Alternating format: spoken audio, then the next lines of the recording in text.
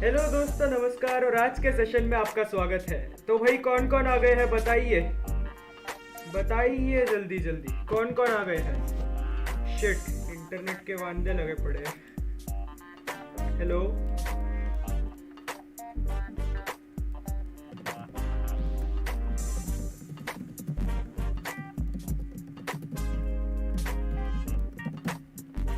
Okay, hello Saman, am I audible and visible?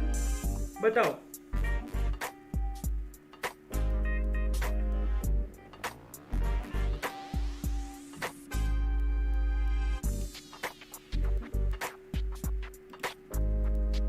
M I audible and visible? Okay भाई, ठीक है ठीक है ठीक है। हम 1 मिनट रुकेंगे किसी और को आने के लिए और फिर शुरू करेंगे कार्बन कंपाउंड्स। देखो, ये दिखने में बहुत डिफिकल्ट चैप्टर हो सकता है, लेकिन है बहुत ही आसान, एकदम सिंपल चैप्टर है। ठीक है, मतलब ऐसा चैप्टर है आपको बिल्कुल टेंशन लेने की भी जरूरत नहीं है। Okay, so yes, let's begin. और कौन आ गया है बताइए। Who else is here?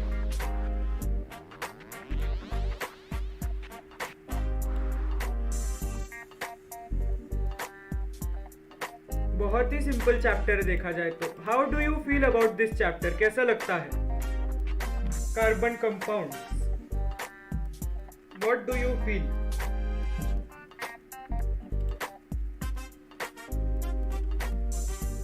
What do you feel? Chapter कैसा है सुमन?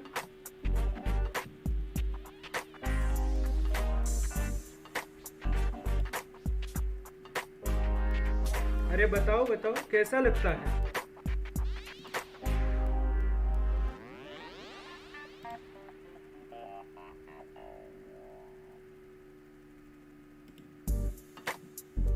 कैसा लगता है चैप्टर? खतरनाक? Okay okay okay okay okay, चलो भाई, तो ठीक है, फिर शुरू करते हैं स्ट्रीम। और बस हो गया ये गाना, बस हो गया। Okay, so let's begin with our chapter carbon compounds. बहुत ही आसान बनाने वाले इसको, कुछ भी डिफिकल्ट नहीं है इसके अंदर, कुछ भी डिफिकल्ट नहीं है। चलो, so let's start. Chapter 9 Carbon Compounds. Hello, चलो भाई देख लो आराम से। Introduction. Introduction. We use various types of substances in our day-to-day life. ध्यान से सुनना, These बहुत involve इंपॉर्टेंट है। foodstuffs, fibers, paper, medicines, wood and fuels. These substances are made up of various compounds. In the previous standard, we have studied that all these compounds contain a common constituent, carbon. तो पिछले साल का याद आ रहा है lesson, carbon. हाँ, तो ये सारे के सारे कंपाउंड्स में एक चीज कॉमन है कि सभी के अंदर कार्बन आता है। Is it clear? Organic and inorganic are the two important types of compound. Compounds के दो इंपॉर्टेंट टाइप्स है, ऑर्गेनिक और inorganic. Except materials made from metal, glass and soil, several other materials, from foodstuffs to fuels, are made up of organic compounds. मतलब metal, glass और मिट्टी के छोड़ के बाकी ऑलमोस्ट सारे ऑब्जेक्ट्स कार्बन कंपाउंड से बने हुए होते हैं और उनको organic The compound very essential element in all these organic compounds is carbon. तो हर एक ऑर्गेनिक कंपाउंड का एसेंशियल एलिमेंट होता है carbon. Okay, About 200 years back, it was believed that organic compounds are obtained directly or indirectly from the living organism. पहले organic compounds की definition थी कि जो भी कंपाउंड्स लिविंग ऑर्गेनिज्म से मिलते हैं वो ऑर्गेनिक कंपाउंड्स होंगे, लेकिन अब वो डेफिनेशन चेंज हुई है। However, after synthesis of the organic compound urea from an inorganic compound in the laboratory, organic compounds got a new identity as carbon compounds. तो क्या हुआ भाई, एक ऑर्गेनिक कंपाउंड है यूरिया, उसको एक इनऑर्गेनिक कंपाउंड से बनाया गया, अमोनियम साइनेट से। हमने पिछले साल पढ़ा हुआ है, इफ यू रिमेम्बर। तो फिर ये बिलीव कि ऑर्गेनिक कंपाउंड मतलब नेचर से ही आएगा, ये बिलीव खत्म हो गई। और क्या बिलीव आई कि भाई जो भी कंपाउंड में कार्बन है वो ऑर्गेनिक कंपाउंड होगा। Is it clear? ये इंपॉर्टेंट चीज है। All the compounds having carbon as a constituent element are called organic compounds. समझ में आई बात? But exception to these are compounds like carbon dioxide, carbon monoxide, carbide salts, carbonate salts, and bicarbonate salts, which are inorganic compounds of carbon. अब ये Come, inorganic compound, let us understand about हमें भले ही पता है कि organic compounds, most of the organic compounds are carbon compounds, लेकिन carbon dioxide, carbon monoxide, carbonate salt, carbide salt, bicarbonate salt, इनको organic compounds में नहीं रखा जाता, भले ही इसके अंदर कार्बन आता है. carbon Okay? and carbon compounds in detail. तो भाई हमने इंट्रोडक्शन देखा, अब हम डिटेल में देखेंगे कि भाई कार्बन का और बॉन्ड्स इन कार्बन कंपाउंड किस तरीके से बनते हैं. So just give me a second, मैं आपके लिए दूसरा वीडियो भी खोल लेता हूँ फटाफट, और चलो फिर दूसरा वीडियो खोल लेता हूँ एक सेकंड में मैं. Okay, yes, so let me open it.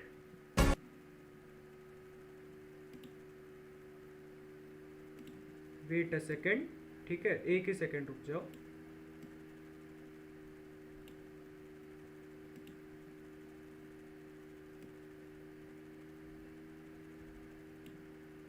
Okay, सो खुल गया है वीडियो, एक सेकंड आपके सामने ला रहा हूँ, और ये आ गया आपके सामने video, and let's start. Carbon. अब In कार्बन the के बारे nature, में देखेंगे. Carbon is found in abundant proportion in free as well as in combined state. देखो, नेचर में कार्बन फ्री स्टेट में भी मिलता है और कंबाइंड स्टेट में भी मिलता है. कैसे? जैसे देखो, डायमंड और ग्रेफाइट ये फ्री स्टेट ऑफ कार्बन है, ठीक है. डायमंड का मतलब सिर्फ कार्बन होता है, ग्रेफाइट का मतलब सिर्फ कार्बन होता है, लेकिन कंबाइंड स्टेट में भी अलग अलग फॉर्म्स में मिलता है नेचर में कार्बन. जैसे कि carbon dioxide is a combined state of carbon with oxygen, है कि नहीं? In the modern periodic table, carbon is placed in the group 14. तो देखो, कार्बन ग्रुप 14 में आता है. ये अभी इंपॉर्टेंट बातें देखो, 14th ग्रुप में आता The है. symbol of carbon is C, while its atomic number is 6. Atomic number 6 है, क्योंकि इसके अंदर 6 इलेक्ट्रॉन होते हैं. Is it clear? And its atomic mass is 12. Atomic mass 12 है. Atomic mass is the number of protons plus number of neutrons. So भाई, number of protons plus number of neutron 6 + 6 12 होता है. That's why atomic mass is 12. The electronic configuration of carbon is 2, 4. 2,4 होती है electronic configuration. इसका मतलब outer most shell में 4 electrons है. And one carbon atom contains 2 electrons in the first shell and 4 electrons in the second shell. As you can see, बहुत ही simple. To attain the stable electronic configuration of the nearest noble gas, that is neon, carbon requires 4 electrons. तो देखो, कभी भी एक atom का मुख्य उद्देश्य क्या होता है? अपने आसपास जो भी नोबल गैस है, सबसे करीब वाली नोबल गैस है, नोबल गैसेस मतलब ग्रुप नंबर 18 के जो भी गैसेस है, उनके जैसा एक इलेक्ट्रॉनिक कॉन्फ़िगरेशन हमें चाहिए. तो भाई हमारे पास है कार्बन. कार्बन के सबसे पास में कौन सी नोबल गैस आती है? वो है नियॉन. और नियॉन का इलेक्ट्रॉनिक कॉन्फ़िगरेशन है 2,8. कार्बन को करना है 2,8 और उसके पास है 2,4. तो उसको कितने इलेक्ट्रॉन चाहिए होंगे? 4 इलेक्ट्रॉन चाहिए होंगे. अब देखो, इसमें प्रॉब्लम क्या है वो हम देखेंगे अभी. Therefore, the valency of carbon is 4. Valency is 4. Bonds in carbon compounds. अब देखना, ध्यान से सुनना. The bonds formed in chemical compounds due to attraction between the atoms, ions, or molecules are called as chemical bonds. Chemical bonds क्या होते हैं? अगर atoms और आयंस के बीच में अट्रैक्शन है, due to what? Due to the bonds between the chemical compounds, जो electron transfer हो रहा है या फिर इलेक्ट्रॉन की शेयरिंग हो रही है, तो उसको हम कहते हैं chemical bonds. Definition of The number of chemical bonds formed by an atom of an element is called as valency. Valency क्या होती है? It is the number of bonds which is made by an atom. Okay, There are two important types of chemical bonds, दो namely type कौन से होते हैं? ionic bond ionic and bond covalent और bond. Covalent bond. The bond formed by transfer of one or more electron from one atom to the other atom, or by gaining or losing electrons, is called ionic bond. तो ionic bond क्या होता है? अगर आपका एक या उससे ज्यादा इलेक्ट्रॉन ट्रांसफर हो रहे हैं एक एटम से दूसरे एटम, तो उसको हम कहते हैं आयोनिक बॉन्ड, क्योंकि आयन बन जाता है. What is ion? अगर एटम में से इलेक्ट्रॉन्स लेते हो या देते हो, तो फिर उसको कहते हैं आयोनिक बॉन्ड. ओके, आयन बोलते हैं उसको. फिर While bond formed by sharing of electrons between two atoms is called covalent bond. अब ये जो है ना, ये वाला जो बॉन्ड देख रहे हो ना, इसमें क्या हो रहा है देखो, अपना हाइड्रोजन है, हाइड्रोजन के पास है एक इलेक्ट्रॉन, उसके सबसे पास की नोबल गैस है हीलियम जिसके पास होते हैं 2 इलेक्ट्रॉन, तो उसको अपने आउटर मोस्ट शेल में 2 इलेक्ट्रॉन चाहिए होते हैं, आउटर मोस्ट मतलब उसका एक ही शेल है बाय द वे, तो वो क्या कर सकता है, तो हाइड्रोजन क्या कर सकता है, ये जो नाइट्रोजन है ना, नाइट्रोजन के पास कितने इलेक्ट्रॉन होते हैं, नाइट्रोजन के पास होते हैं 5 electrons, I am sorry, in the outermost shell, तो ये जो 5 इलेक्ट्रॉन्स है उसके पास आउटर मोस्ट शेल में, उसको और 3 इलेक्ट्रॉन चाहिए, और हाइड्रोजन को भी 1 इलेक्ट्रॉन चाहिए, तो ऐसे 3 हाइड्रोजन ऐसे एक नाइट्रोजन के साथ अपने इलेक्ट्रॉन्स की शेयरिंग कर सकते हैं, और सभी की जरूरतें यहाँ पे पूरी हो जाती है, जैसे कि हाइड्रोजन है उसके दोनों इलेक्ट्रॉन उसको मिल गए, ये तीनों हाइड्रोजन को, और उसी के साथ साथ नाइट्रोजन को अपने 8 इलेक्ट्रॉन मिल गए आउटर मोस्ट शेल में, ठीक है, ऐसे करते हैं covalent bonding. Ionic compounds have high melting and boiling points, and in the liquid or molten state, ionic compounds are good conductors of electricity. अच्छा, अभी हमने मेटालर्जी चैप्टर में पढ़ा हुआ है कि जो सोडियम क्लोराइड सॉल्यूशन होता है, जो सॉल्ट सॉल्यूशन होता है, उसके अंदर से इलेक्ट्रिसिटी गुजर सकती है. अब इलेक्ट्रिसिटी क्यों गुजर सकती है? Because it is a good conductor of electricity. हम ऐसा कह सकते हैं कि लिक्विड स्टेट में या मोल्टन स्टेट में जो आयोनिक कंपाउंड्स होते हैं जैसे sodium chloride, they are good conductors of electricity. Is it clear? एक second.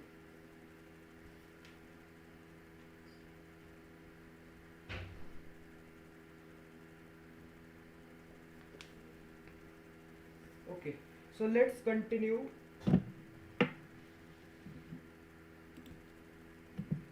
These properties of ionic compounds are made clear by the ionic bonds present in them. अब यहाँ पे देखो, ये जो बॉन्ड होता है ना, ऐसे बॉन्ड दिखाते हैं. अगर एक इलेक्ट्रॉन का बारे में बॉन्ड है तो वहां पे एक ऐसे डैश दिखा सकते हैं, एक लाइन दिखा सकते हैं. ओके, अगर आपके 2 इलेक्ट्रॉन्स शेयर हो रहे हैं या फिर 2 इलेक्ट्रॉन्स किसी ने दिए हैं दूसरे को, तो वहां पे 2 ऐसे लाइंस दिखाकर हम कह सकते हैं देयर आर 2 बॉन्ड्स, इस तरीके से. Okay, Boiling points and melting points of some compounds are given here. Come, let us observe them. अब देखो, मेल्टिंग पॉइंट और बॉइलिंग पॉइंट दिए हुए कुछ कंपाउंड्स के. अब ये सारे के सारे क्या है? ये सारे के सारे कार्बन कंपाउंड्स है. देखो, CH4, CH3, CH2OH, CHCl3, CH3COOH, सब में C है, मतलब कार्बन है सब में. Melting point of methane is minus 183 degrees Celsius, and its boiling point is minus 162 degrees Celsius. ये मीथेन का है. Melting point of ethanol is minus 117 degrees Celsius, while its boiling point is 78 degrees Celsius.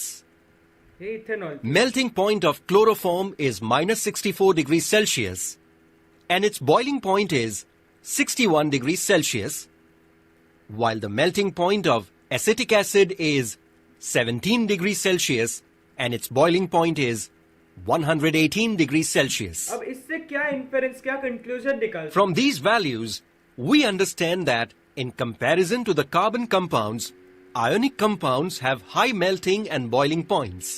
तो देखो, कभी भी ionic compound जो होते हैं उनके पास higher melting and boiling point हो जाए. जैसे सोडियम क्लोराइड, उसका मेल्टिंग पॉइंट ही 801 डिग्री सेल्सियस पर है, जबकि ये जो कार्बन कंपाउंड्स है इनके तो माइनस में है या फिर ये 17 डिग्री सेल्सियस है, तो ये काफी लो है. इवन बॉइलिंग पॉइंट्स भी काफी लो है in case of covalent compounds, क्योंकि carbon compounds have a covalent bond instead of a ionic bond. उसका क्या कारण है वो भी हम आगे देखने वाले हैं, लेकिन ये समझो कि आयोनिक कंपाउंड्स के ज्यादा high melting and boiling points होते हैं in comparison to covalent compounds. Generally, boiling points of carbon compounds are found to be lower than 300 degrees Celsius. तो कार्बन कंपाउंड्स के बॉइलिंग पॉइंट ज्यादातर 300 डिग्री सेल्सियस के नीचे ही होते हैं. मैं अभी question From this, we understand that intermolecular forces of attraction are weak in carbon compounds. तो इससे हमें क्या पता चलता है कि भाई देखो, कभी भी किसी का हाई मेल्टिंग पॉइंट या हाई बॉइलिंग पॉइंट क्यों होता है? क्यों? क्योंकि उसके अंदर जो बॉन्ड्स है उनको तोड़ने के लिए ज्यादा एनर्जी की जरूरत होती है, इसलिए उसको ज्यादा हीट प्रोवाइड करने की जरूरत होती है. लेकिन अगर लो मेल्टिंग पॉइंट और लो बॉइलिंग पॉइंट है, इसका क्या मतलब होता है कि उसके जो इंटरमोलिकुलर फोर्सेस है, जो भी मॉलिक्यूल्स है उनके बीच में जो फोर्स ऑफ अट्रैक्शन है वो काफी वीक है, उसको तोड़ने के लिए बहुत ही कम एनर्जी का इस्तेमाल हो रहा है. तो वही हमें कार्बन कंपाउंड्स के केसेस में देखने को मिलता है. ठीक है. In the previous standard, on testing the electrical conductivity of various solutions, we observed that carbon compounds like glucose and urea are bad conductors of electricity. देखो कार्बन कंपाउंड जो है ना, जैसे यूरिया हो गया, ग्लूकोज हो गया, ये सब बैड कंडक्टर्स ऑफ इलेक्ट्रिसिटी होते हैं। भाई तुमने ग्लूकोज लिया एक कंटेनर में और उसमें से इलेक्ट्रिसिटी गुजारने की कोशिश की तो नहीं गुजरेगी, because it is a bad conductor of electricity. ठीक है। Generally, most of the carbon compounds are found to be bad conductors of electricity. ठीक है, तो ये प्रॉपर्टीज हो गई carbon compound. This shows that structures of most of the carbon compounds lack ionic bonds. ठीक है, तो आयोनिक बॉन्ड्स वाले जो कंपाउंड्स होते हैं उनके अंदर ज्यादातर गुड कंडक्टर्स ऑफ इलेक्ट्रिसिटी होते हैं, जैसे सोडियम क्लोराइड सोल्यूशन आपको पता है। तो इसीलिए ज्यादातर कार्बन कंपाउंड्स में आयोनिक बॉन्ड्स नहीं होते। ये हमें एक और कंक्लूजन मिलता है इससे। This means that chemical bonds in carbon compounds do not produce ions. यहाँ पे आयॉन्स प्रोड्यूस नहीं होते। In the previous standard, we have learnt about the relationship between electronic configuration and valency of an element, and also about the ionic and covalent bonds. Now let us study about the electronic configuration of carbon and the covalent bonds formed. अच्छा, अब मैं आपको questions पूछूंगा। चलो भाई फटाफट आपको answer करना है। द फर्स्ट क्वेश्चन कि भाई जो कार्बन कंपाउंड्स होते हैं उनके बॉइलिंग पॉइंट और मेल्टिंग पॉइंट कैसे होते हैं, बताओ। What is about the melting point and boiling point of carbon compounds? क्या वो हाई होते हैं या लो होते हैं, बताओ।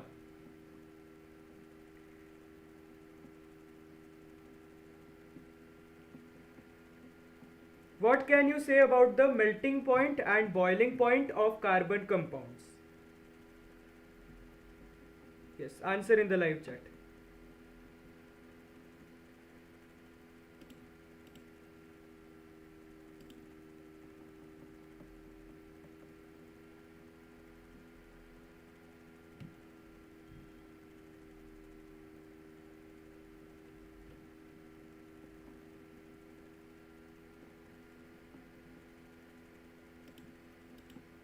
कार्बन कंपाउंड्स के बॉइलिंग पॉइंट्स और मेल्टिंग पॉइंट्स हाई होते हैं या लो होते हैं, बताओ।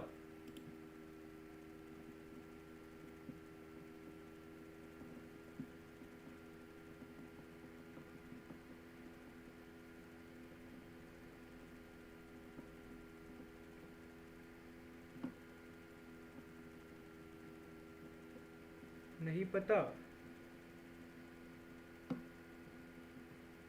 यस करेक्ट, लो होते हैं। करेक्ट, मतलब समझ में तो आ रहा है। ओके। वन मोर क्वेश्चन कि कार्बन कंपाउंड्स इलेक्ट्रिकल कंडक्टिविटी के बारे में कैसे होते हैं, मतलब are they good conductors of electricity और bad conductors of electricity? Carbon compounds lower than 300, हाँ लोअर देन 300 सही है, मतलब ये लो है। Yes, low melting and boiling point, सही है। बताओ कार्बन कंपाउंड्स की इलेक्ट्रिकल कंडक्टिविटी के बारे में क्या कह सकते हैं? Electrical conductivity of carbon compounds, is it high और लो?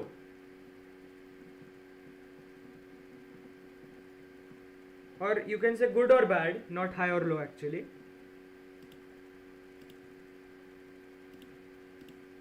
Electrical conductivity, bad conductors, very good, बिल्कुल सही जवाब, मतलब समझ में तो आ रहा है। चलो बहुत बढ़िया। तो ये थे अभी Background of bond formation by carbon.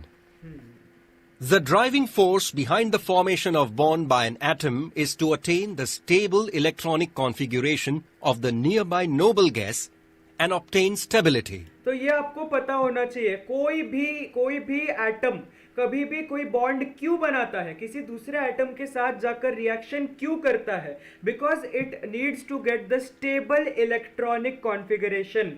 और स्टेबल इलेक्ट्रॉनिक कॉन्फ़िगरेशन क्या होती है? उसके आसपास जो भी नोबल गैस है उसकी जो इलेक्ट्रॉनिक कॉन्फ़िगरेशन होती है that is the stable electronic configuration. जैसे कार्बन के सबसे करीब वाली नोबल गैस है नियॉन, तो यहाँ पे नियॉन की इलेक्ट्रॉनिक कॉन्फ़िगरेशन सबसे ज्यादा स्टेबल है और कार्बन को भी वही वाली चाहिए। तो यहाँ पे 2,8 है नियॉन के लिए, तो कार्बन के पास 2,4 है, उसको करनी है 2,8, तो वही से कहीं से तो 4 इलेक्ट्रॉन ले सकता है या 4 इलेक्ट्रॉन दे भी सकता है। अगर 4 इलेक्ट्रॉन इसने दे दिए तो हीलियम जैसा हो जाएगा उसका, लेकिन हीलियम जैसा केस हो जाएगा ना, डुप्लेट फॉर्म हो जाएगा, that is enough.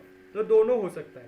As the valence shell of carbon contains 4 electrons, there can be many alternative routes to attain a noble gas configuration. तो उसके पास 3 Come, रूट्स हो सकते let us study about these alternative routes one by one. First route, to attain the configuration of noble gas helium by losing one after another all the 4 electrons. उसके पास outer most shell में जो भी 4 electron है वो सारे के सारे electron को डोनेट कर सकता है, जिससे कि उसको हीलियम जैसी इलेक्ट्रॉनिक कॉन्फ़िगरेशन मिल जाए, है कि नहीं? क्योंकि helium is also a noble gas, है कि नहीं? सबसे पहली वाली नोबल गैस हीलियम होती है, तो वो अपने 4 इलेक्ट्रॉन डोनेट कर देगा और नोबल गैस कॉन्फ़िगरेशन पा लेगा, मतलब स्टेबल इलेक्ट्रॉनिक कॉन्फ़िगरेशन पा लेगा। In this method, the net positive charge on the carbon atom goes on increasing during loss of every electron. अब देखो यहाँ पे क्या हो रहा है, इलेक्ट्रॉन्स का लॉस हो रहा है। अगर इलेक्ट्रॉन्स का लॉस हो रहा है, electrons are negatively charge, negative charge कम हो रहा है, तो इसका मतलब सी के ऊपर पॉजिटिव चार्ज बढ़ता जाएगा। एक इलेक्ट्रॉन दोगे एक पॉजिटिव चार्ज आएगा, दूसरा इलेक्ट्रॉन दोगे 2 पॉजिटिव चार्जेस आएंगे, तीसरा दे दोगे तो तीसरा भी पॉजिटिव चार्ज आ जाएगा, और चौथा इलेक्ट्रॉन दोगे तो भाई 4 पॉजिटिव चार्जेस आ जाएंगे। And more energy is required to lose the next electron, which makes the task more difficult. अब यहाँ पे कैसा होता है पता है क्या, कि पहला इलेक्ट्रॉन डोनेट करने के लिए थोड़ी सी एनर्जी लगेगी, फिर दूसरा इलेक्ट्रॉन डोनेट करने के लिए उससे थोड़ी ज्यादा एनर्जी लगेगी, तीसरा डोनेट करने के लिए और भी ज्यादा एनर्जी लगेगी, और फोर्थ इलेक्ट्रॉन डोनेट करने के लिए बहुत ज्यादा एनर्जी लगेगी। लेकिन कार्बन के पास उतनी एनर्जी नहीं होती, कार्बन नहीं कर सकता 4 इलेक्ट्रॉन डोनेट, उतनी एनर्जी होती ही नहीं है कार्बन के पास। Also, the C4 plus cation that would ultimately form in this process becomes unstable in spite of its noble gas configuration, as it has a small size with high net charge. अब एक और चीज है ना, यहाँ पे एक और चीज है कि हमने बना तो लिया भाई C4+ है, बहुत बढ़िया, लेकिन 4 पॉजिटिव चार्ज होने की वजह से भले ही उसको एक हीलियम का कॉन्फ़िगरेशन मिल गया तो भी वो अनस्टेबल ही रहेगा, बिकॉज उसका बहुत ही छोटा साइज है और बहुत बड़ा चार्ज है। उसका कितना छोटा साइज है, सिर्फ 2 इलेक्ट्रॉन्स, और उसके पास 4 पॉजिटिव चार्ज है, then it will not be able to handle that much big of a charge, तो इसीलिए वो ये वाला ऑप्शन उसके लिए वैलिड नहीं है, ठीक है? Therefore, carbon atom does not follow this route to attain a noble gas वो configuration. नहीं करेगा ये, because of these 2 reasons.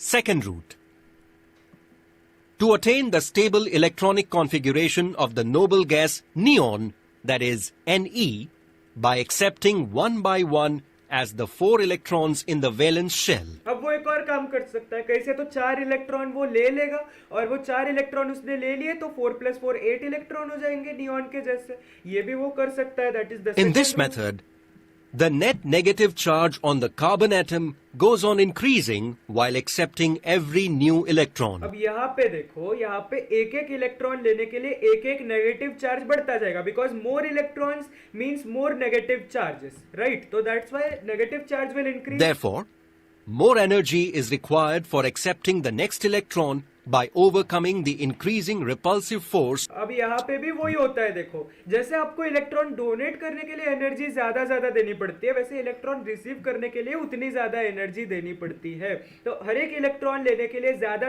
Energy देनी पड़ेगी, और 4 इलेक्ट्रॉन लेने जितनी एनर्जी देना बहुत Making the task more and more difficult.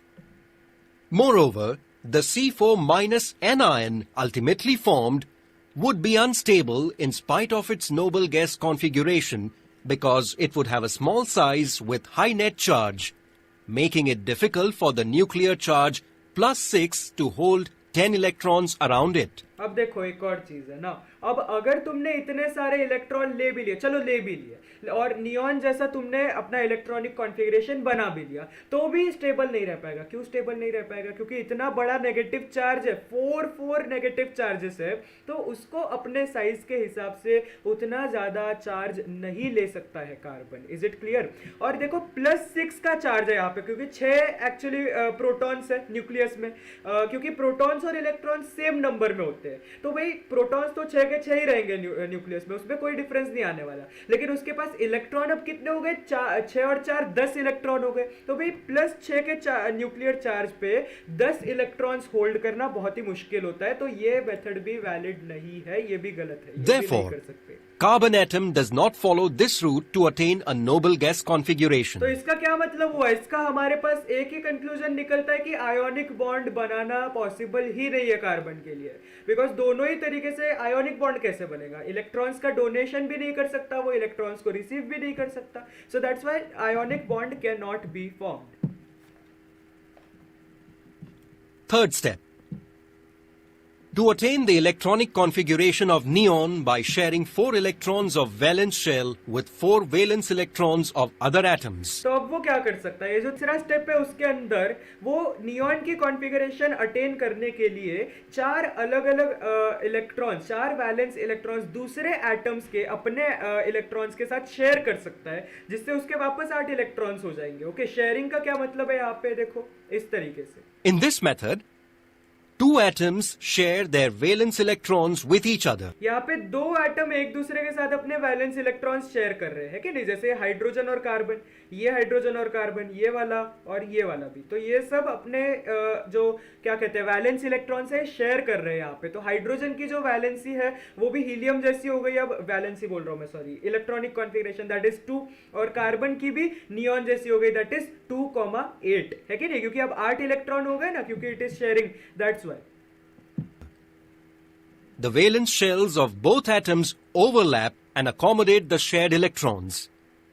Therefore, both the atoms contain a noble gas configuration without generating any net charge on them, that is, atoms remain electrically neutral and attain stability. तो देखो ये तो ऐसा हुआ ना कि भाई दोनों तरफ से फायदा ही फायदा, क्योंकि पहली चीज तो क्या है कि इसको ना कोई इलेक्ट्रॉन देना पड़ा ना कोई इलेक्ट्रॉन लेना पड़ा, तो इसका क्या मतलब हुआ, उसका चार्ज वैसा का वैसा है, तो इलेक्ट्रिकली न्यूट्रल कह सकते हैं इसको। उसी के साथ साथ उसको अपने नोबल गैस कॉन्फ़िगरेशन भी मिल गई, जैसा हाइड्रोजन को हीलियम की मिल गई, कार्बन को नियॉन की मिल गई, तो ये क्या हुआ, इसमें स्टेबिलिटी भी आ गई, तो दोनों चीजें एक साथ ही हो गई, तो this is a very beneficial method. Carbon atom adopts this route to attain a noble gas configuration. तो नोबल गैस कॉन्फ़िगरेशन इसी मेथड से वो The chemical attain bond करेगा। formed by sharing of 2 valence electrons between the 2 atoms is called covalent तो bond. ये sharing of electrons को covalent bond कहा जाता A है। covalent bond is represented clearly by drawing an electron dot structure. देखो आप ऐसे इलेक्ट्रॉन डॉट स्ट्रक्चर भी बना सकते हो इस तरीके से। यहाँ पे क्या हो रहा है, हमें क्लियरली दिख रहा है कि हाइड्रोजन का एक एटम और कार्बन का एक एटम ये शेयर हो रहे हैं यहाँ पे, है कि नहीं, शेयर हो रहे हैं एक दूसरे के साथ। यहाँ पे भी देखो सेम, चारों तरफ आप ऐसे ही देख सकते हो कि एक एक एटम शेयर हो रहे हैं।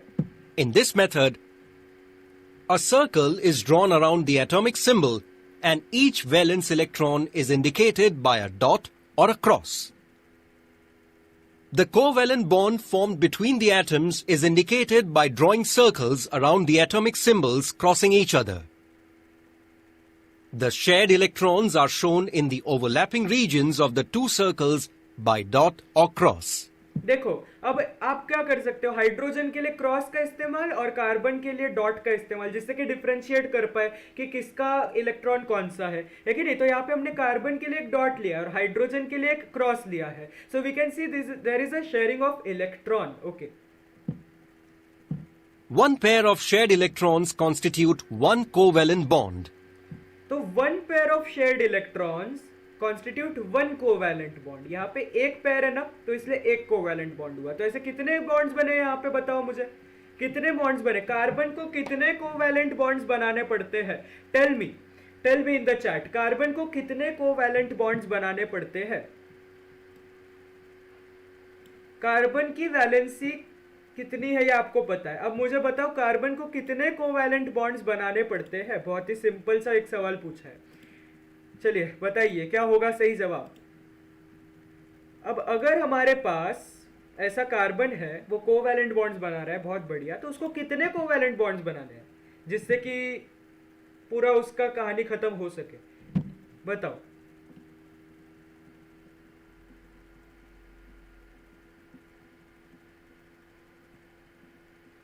कार्बन को कितने कोवैलेंट बॉन्ड्स बनाने पड़ेंगे।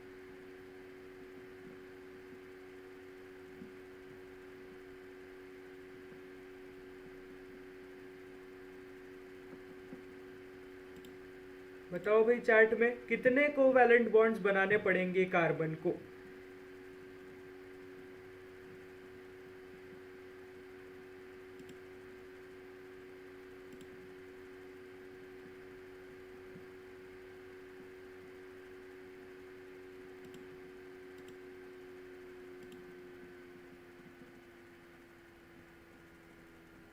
फोर बॉन्ड्स, बहुत बढ़िया बहुत बढ़िया बहुत बढ़िया, 4 बॉन्ड्स बनाने The पड़ेंगे। electron बिल्कुल dot सही। structure is also drawn without showing the circle.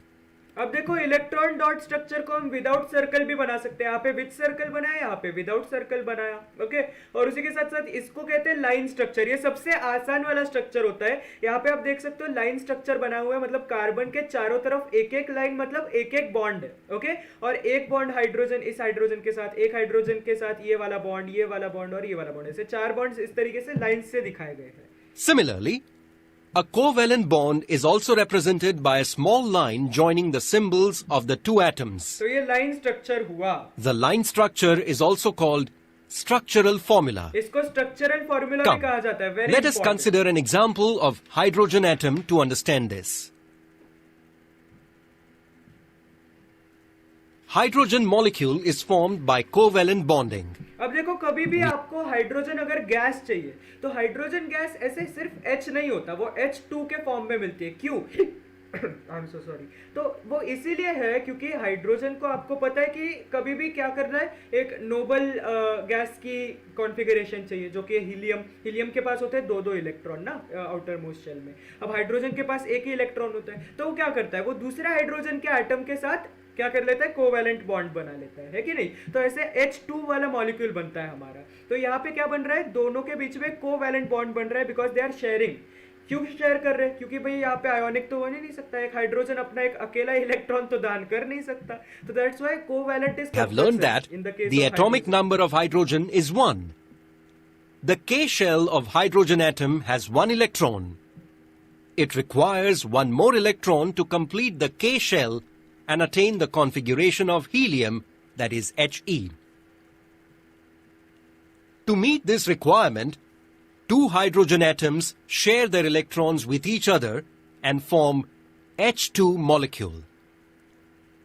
Sharing of 2 electrons between 2 hydrogen atoms lead to the formation of 1 covalent bond, that is a single bond. तो यहाँ पे एक कोवैलेंट बॉन्ड बना, तो उस एक कोवैलेंट बॉन्ड को हम सिंगल बॉन्ड कह सकते हैं। ठीक है, एकदम सिंपल भाषा में हम इसको सिंगल बॉन्ड कह सकते हैं। The chemical combination of 2 oxygen atoms lead to the formation of the O2 molecule, while the chemical combination of 2 nitrogen atoms lead to the formation of the N2 molecule.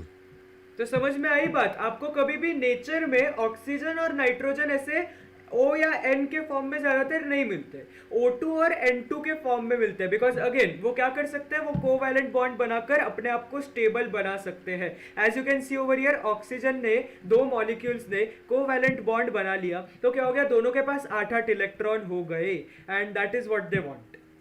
On drawing the electron dot structure of these 2 molecules, it becomes clear that the 2 oxygen atoms in the O2 molecule are joined with each other by 2 covalent bonds, that is, a double bond, while the 2 nitrogen atoms in the N2 molecule are joined together by 3 covalent bonds, that is, a triple bond. तो अब ध्यान से सुनना, ये बहुत ही important है। देखो इसका 8 इलेक्ट्रॉन कैसे हुआ, क्योंकि 1 2 3 4 5 6 इसके पास ऑलरेडी थे, प्लस ये वाले दो, ये दोनों एक साथ क्यों रखे, ये चारों के चारों एक साथ क्यों रखे, बिकॉज ये दोनों भी इसके अंदर ही इंक्लूड हो जाएंगे। अब तो ये 8 इलेक्ट्रॉन हो गए। और अब ये वाला ऑक्सीजन देखो, इसके पास ऑलरेडी 1 2 3 4 5 6 थे, लेकिन उसके साथ ये दोनों वापस एक साथ क्यों रखे, बिकॉज वो इसके लिए भी वैलिड होंगे, तो इसलिए ये 8 इलेक्ट्रॉन हो गए। तो दोनों के पास अपना ऑक्टेट कंप्लीट हो गया आउटर मोस्ट शेल में। और नाइट्रोजन में क्या था, नाइट्रोजन में था 1 2 3 4 5 इलेक्ट्रॉन, लेकिन अभी दूसरे नाइट्रोजन के उसने 3 इलेक्ट्रॉन शेयर कर लिए, तो 5 और 3 8 हो गए, जैसे कि ऑक्टेट हमें कंप्लीट करना था। I hope you know what is octet. Octet मतलब आउटर मोस्ट शेल में 8 इलेक्ट्रॉन्स। और नाइट्रोजन, ये दूसरा नाइट्रोजन भी वही कर रहा है, इसके पास 5 इलेक्ट्रॉन थे पहले, उसने इस वाले नाइट्रोजन के 3 इलेक्ट्रॉन शेयर कर लिए, और इसीलिए इसका भी ऑक्टेट कंप्लीट हो गया। अब 3 इलेक्ट्रॉन की शेयरिंग हुई है इसलिए ट्रिपल बॉन्ड हो गया, यहाँ पे 2 इलेक्ट्रॉन की शेयरिंग हुई है इसलिए डबल बॉन्ड हो गया। ठीक है, इसको ये सिंपल लैंग्वेज में कह सकते हैं। Now let us understand about the carbon compound methane. अब मीथेन की बात करते हैं, CH4। Methane is a carbon compound and it is known as marsh gas. इसको मार्श गैस भी कहा जाता है क्योंकि मार्शी एरियाज मतलब ऐसे एरियाज जहाँ पे बहुत सारा पानी रहता है और साथ में बहुत सारी प्लांट लाइफ रहती है, उसको मार्शी एरियाज कहते हैं। तो In the वहाँ पे previous ये evolve standard, होती है। we ये had हमने studied पिछले साल about पढ़ा the हुआ है, occurrence, by the way। properties, and uses of methane. पिछले साल का इफ यू रिमेम्बर, तो पिछले साल भी ये टेक्स्ट बुक में दिया हुआ था कि this is also known as marsh gas, this can be used as domestic fuel and as well as industrial fuel, इसको बायोगैस भी कहा जाता है कि नहीं? ये सब हमने पढ़ा हुआ In है this पिछले साल। chapter, we shall study about the structure of methane molecule. हमें अभी सिर्फ स्ट्रक्चर पढ़ना है, अभी हमें प्रॉपर्टीज नहीं पढ़नी, ठीक है? Just now we have seen that carbon atom forms 4 covalent bonds using the 4 valence electrons and attains the configuration of the nearest noble gas neon and obtains stability. The electron dot structure formed by showing electrons of carbon atom by dots, an electron of each hydrogen atom by cross, and line structure can be drawn. देखो ये दोनों CH4 के ये electron dot structure हो गया, जिसके अंदर देखो हाइड्रोजन के साथ उसने क्या कहते हैं कोवैलेंट बॉन्ड बनाया, और ये लाइन स्ट्रक्चर भी हो गया। देखो कार्बन के 4 वैलेंसीज थे, चारों वैलेंसीज उसने हाइड्रोजन के साथ कंप्लीट कर लिए। ये दोनों आप बना सकते हैं, बहुत ही आसान है। Come, let us now study about the electron dot structure and line structure of some more examples. अब ये लास्ट पॉइंट है आज के सेशन के लिए। Do you know? To understand the structures of carbon compounds, various types of molecular models are used. Ball and stick model and space filling model are the two models of methane molecule. देखो methane molecule के लिए देखो ऐसे ball and stick model भी बनाते हैं। ये balls है और इनको स्टिक से कनेक्ट किया है। It is just like a single bond between two balls. Okay, तो ये बॉल्स मतलब वो एटम्स हो गए and this is the bond, the stick represents the bond. और स्पेस फिलिंग मेथड में क्या हो रहा है, यहाँ पे बीच में एक कार्बन एटम है और उसके साइड में ऐसे 4 हाइड्रोजन एटम चिपके हुए हैं, showing the sharing of electrons. Is it clear? ये दोनों और मॉडल्स बना सकते हैं। The atomic number of chlorine is 17 with electronic configuration 2, 8, 7. अब देखो आपके पास पेज नंबर 112 पे देखो atomic number of chlorine is 17। Use और ब्रेन पावर में दिया हुआ है। तो मुझे बताओ what is the number of electrons in the valence shell of chlorine. देखो एक्चुअली आंसर दिया हुआ है सीधे सीधे यहाँ पे दिया हुआ है सीधे सीधे कि आउटर मोस्ट शेल में 7 इलेक्ट्रॉन्स होते हैं क्लोरीन के, है कि नहीं? 2,8,7 is the electronic configuration, so that's why outermost shell में 7 इलेक्ट्रॉन हो गए। ओके, बहुत ही सिंपल है। उसके नीचे क्वेश्चन दिया हुआ है कि molecular formula of chlorine is Cl2, मतलब ज्यादातर क्लोरीन जो है वो Cl2 के फॉर्म में ही मिलता है नेचर में। तो अब बताओ Cl2 कैसे बना वो हमें बताना है। तो अभी And the number of electrons in the valence shell of chlorine is 7. A chlorine molecule contains 2 chlorine atoms. देखो 2 chlorine This means that the molecular formula of chlorine is Cl2. Sharing of 1 electron by each of the 2 chlorine atoms completes the octet of both the chlorine atoms. देखो ये भी कितना convenient है। ये दोनों जो है ना एक दूसरे के साथ एक इलेक्ट्रॉन शेयर कर रहे हैं। तो मतलब ये क्लोरीन के पास 7 इलेक्ट्रॉन थे, इसने एक इलेक्ट्रॉन उधर से शेयर किया तो इसके 8 हो गए। और ये वाला क्लोरीन था, इसके पास भी 7 इलेक्ट्रॉन थे, उसने इससे एक शेयर किया तो उसके भी 8 हो गए, है कि नहीं? तो दोनों का काम हो गया इसके अंदर। तो ये है क्लोरीन का covalent bond. So In the chlorine atom, there is 1 pair of shared electrons. Thus, a single bond is formed. Okay? Such chlorine molecule in the line structure is known as Cl single bond Cl. ये line structure हो गया। Cl single bond Cl, Cl dash Cl ऐसे निकाल सकते हैं। Similarly, chlorine molecule is also represented by the electron dot structure. तो अभी देखो इलेक्ट्रॉन डॉट स्ट्रक्चर ऐसे बनता है। देखो 2 क्लोरीन के एटम्स है, एक क्लोरीन के एटम में से ब्लैक कलर के साथ इलेक्ट्रॉन है, दूसरे में रेड कलर के साथ इलेक्ट्रॉन है, और ये दोनों शेयर हो रहे हैं। सो दैट्स व्हाई इसके भी 8 हो गए, इसके भी 8 हो गए। ये इलेक्ट्रॉन डॉट स्ट्रक्चर है। स्क्रीनशॉट ले लो, एग्जाम में पूछा जा सकता है, बहुत ही इंपॉर्टेंट। इस तरीके से इलेक्ट्रॉन डॉट स्ट्रक्चर बनाने को बोल सकते हैं एग्जाम में। इसका स्क्रीनशॉट ले लो। Now let us study the second example. Hello Ajinkya. Atomic mass of carbon. Atomic mass of carbon is 12. Atomic mass is the number of protons plus number of neutrons. तो protons और neutrons दोनों कितने होते हैं? 6 और 6, तो 6 और 6 12 हो गए. So that's why atomic mass is 12. Is it clear, Ajinkya? The molecular formula of समझ में water आया? is H2O. H2O. In the water molecule, oxygen atom is present at the center. In the water molecule, two hydrogen atoms require one electron each to complete their duplets, and oxygen requires two electrons to complete its octet. तो देखो यहाँ पे क्या हो रहा है water molecule में. हमारे पास एक ऑक्सीजन है, दो हाइड्रोजन है, क्योंकि ऑक्सीजन का होता है 2,6, तो उसको 2 इलेक्ट्रॉन चाहिए होते हैं. तो दो इलेक्ट्रॉन कैसे ले सकता है? वो हाइड्रोजन के साथ अपने इलेक्ट्रॉन्स को शेयर कर सकता है, राइट. तो हाइड्रोजन के पास भी दो इलेक्ट्रॉन्स हो जाएंगे complete, because they can share it with the oxygen. और ऑक्सीजन के पास अब इसका एक इलेक्ट्रॉन और इसका एक इलेक्ट्रॉन, ऐसे 6 और 2 8 इलेक्ट्रॉन्स हो गए, जो कि उसका 2,8 हो गया, like neon. Okay, so that is what it wanted. In the electron dot structure, electron dot structure ऐसे बना सकते हैं. electrons of oxygen are shown by dots, and electrons of hydrogen are shown by cross. While in the line structure, ये line structure इस तरीके से बनाओ. O एक तरफ H, दूसरी तरफ H, सिंगल बॉन्ड्स है ना दोनों तरफ, तो इसलिए single bond. water molecule is represented by hydrogen, oxygen, two single bonds. Okay, now the last molecular Now formula the next example. is ammonia. The molecular formula of ammonia is NH3. NH3.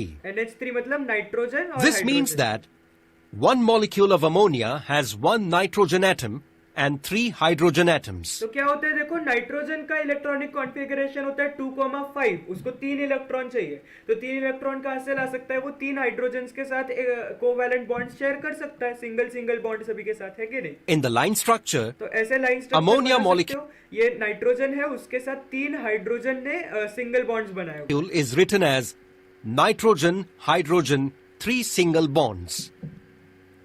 While in the electron dot structure, ये electron electrons dot structure आ गया, है कि नहीं? मतलब अभी तो समझ में आ गया होगा कैसे बनाते हैं. आई थिंक बेसिक समझ में of आ गया होगा. nitrogen are shown by dots, and electrons of hydrogen are shown by cross. The molecular formula of carbon dioxide is okay, enough. तो आज के सेशन के लिए इतना ही. कोई डाउट है तो पूछ लो. व्हाट यू स्टडीड मतलब what do you mean? What you studied मतलब क्या?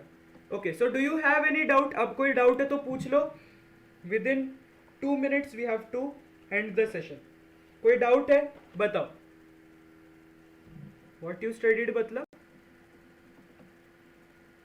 Okay, so do you have any doubts?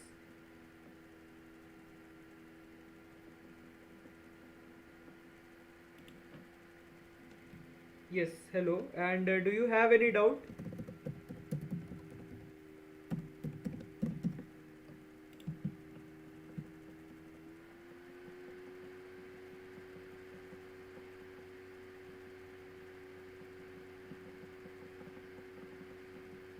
बताओ भाई. All clear? ओके, बहुत बढ़िया, बिल्कुल सही है. ठीक है, फिर आज का सेशन खत्म करते हैं और see you in the next session. Until then, bye bye. खत्म करें.